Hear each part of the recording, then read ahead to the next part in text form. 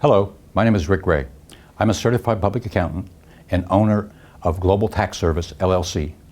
We're a public accounting firm specializing in preparing individual tax returns for persons living overseas. While we have individuals working for international conglomerates, people working for non-profit organizations and entrepreneurs, our main focus is on international educators working on American, international, or local schools or in overseas campuses of U.S. colleges and universities.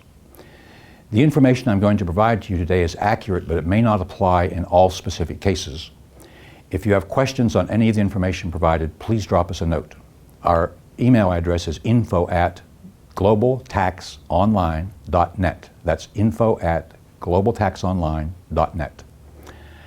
I'm now going to talk a little bit to those individuals who live in countries that have tax treaties with the United States, where as educators you may be excused from paying local income tax on your foreign earned income for the first 2 or 3 years that you're teaching overseas. If you're coming from the United States, it's pretty straightforward. You submit an IRS Form 8802, which is a request for a letter from the IRS that indicates that you are in fact a resident of the United States at the time of your hire.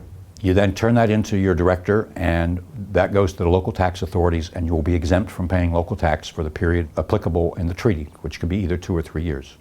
However, if you're coming from overseas to a country where you are accustomed to excluding your foreign earned income using the bona fide resident test, and you now find yourself in a country where the school was asking that you provide them the letter from the Internal Revenue Service saying you are a resident of the United States at the time of your hire, you do not qualify under the terms of the treaty. The treaty requires that you be a resident of the United States at the time you take the teaching position.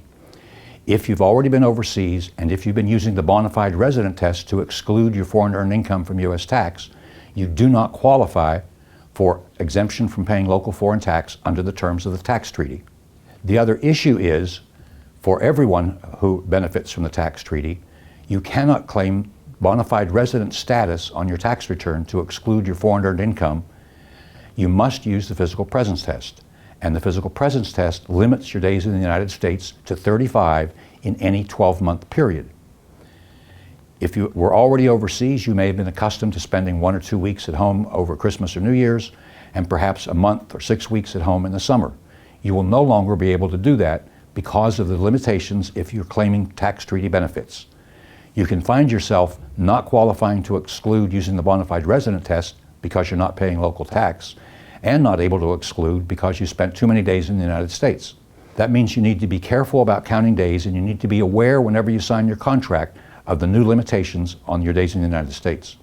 We find all too often that there's a misunderstanding of what happens whenever you're coming from a place overseas, and we want it to be clear that unless you weren't excluding your foreign earned income in your prior overseas posting, or if you were excluding that income but claiming the physical presence test for the exclusion, you qualify to exclude your income from local tax using the tax treaty. Otherwise, you don't qualify. When you send in the Form 8802, the IRS will normally give you a denial letter and tell you the only way you can correct it is to amend prior year returns, changing your filing status for exemption purposes from being a bona fide resident to meeting the physical presence test. Most of you won't meet that test because of the 35-day limitation in the United States during each of those years. If you have questions on whether or not you qualify or what to do if the IRS turns you down, please contact us at info@globaltaxonline.net. Thank you.